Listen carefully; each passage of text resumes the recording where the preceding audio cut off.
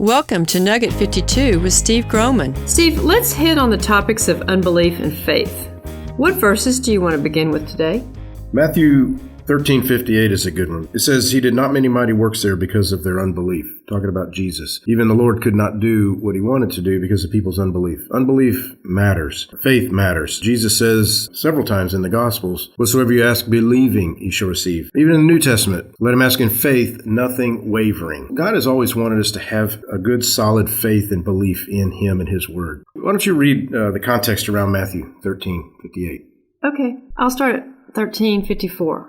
He went to town where he grew up. He taught the people in the synagogue, and they were amazed. They said, "Where did this man get such wisdom and this power to do miracles? Isn't he just the son of the carpenter we know? Isn't his mother's name Mary? And aren't his brothers James, Joseph, Simon, and Judas? And don't all his sisters still live here in town? How is he able to do these things?" So they had a problem accepting him. But Jesus said to them, "People everywhere give honor to a prophet, but in his own town or in his own home, a prophet does not get any honor." Jesus did not many miracles there because the people did not believe in him. Yeah, that's very good. It shows even the Lord's own people. And it's the same thing today I see in churches, even the own people oftentimes don't believe. Sometimes I say it's easier for somebody who's never been to church a day in their life to receive a healing, for instance, than it is for somebody who's been around all their life. Because the longer somebody's around, the more yeah buts they have factored into their thinking process, which stand in the way.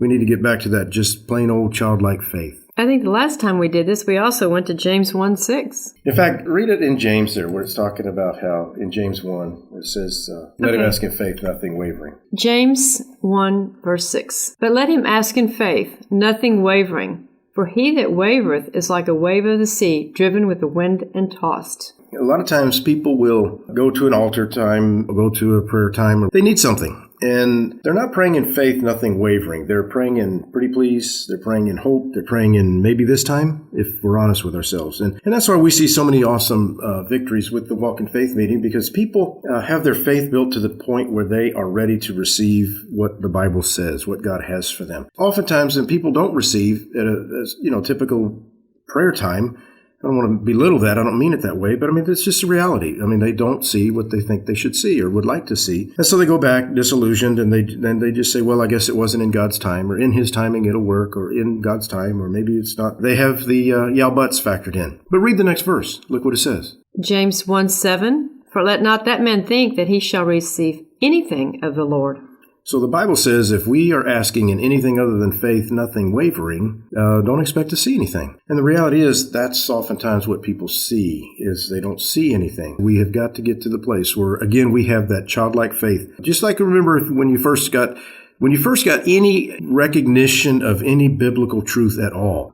If you can remember back when you were, however long ago that was, you remember you had a childlike faith. You had a hunger to learn more and more and more. And because you had that hunger, God showed you more and more and more until you reached the place that you are today. So we got to get back to that point. Well, maybe these verses will just help us realize why we're being discouraged, because we're not really asking in faith.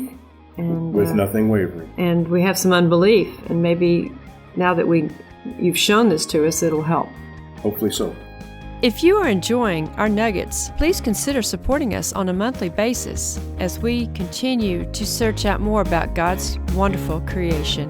Keep watching our nuggets. And while you're at it, tell 10,000 of your closest friends about our YouTube channel.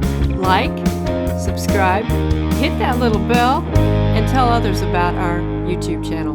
Thank you.